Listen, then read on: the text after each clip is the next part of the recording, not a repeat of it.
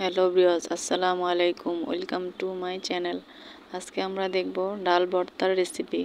প্রথমে আমি ডালগুলো সিদ্ধ করে নিয়েছি, পরিমাণ মতো শুকনো মরিচও ভেজে নিয়েছি। এখন সবগুলো উপকরণ মাখবো। স্বাদ মতো লবণ দিয়ে দিলাম।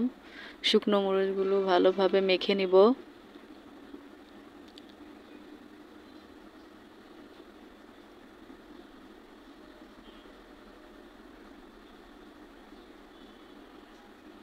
শুকনো মরিচগুলো মাখা হয়ে গেছে। এখন কেটে রাখা পেঁয়াজ কুচিও মেখে নিব।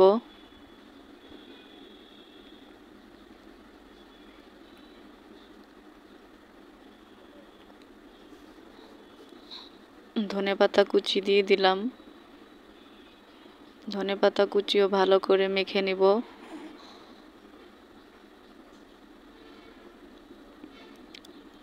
মাখানো হয়ে গেছে। এখন সিদ্ধ করে রাখা মুসুরি ডালগুলো দিয়ে ভালোভাবে মেখে নেব।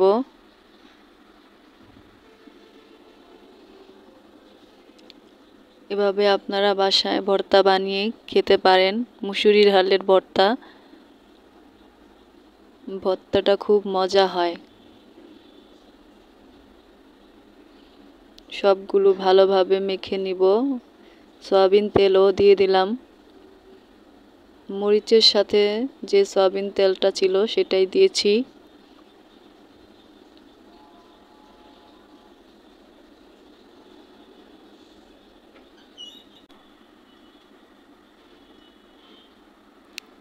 ভালো করে মাখানো হয়ে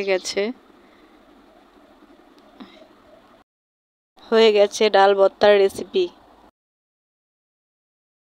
গরম ভাতের সাথে এই ভর্তা দিয়ে ভাত খেতে দারুণ মজা লাগে। আপনারা চাইলে বাসায় বানিয়ে খেতে পারেন। ভিডিওটা ভালো লাগলে লাইক, কমেন্ট, সাবস্ক্রাইব করে দিন।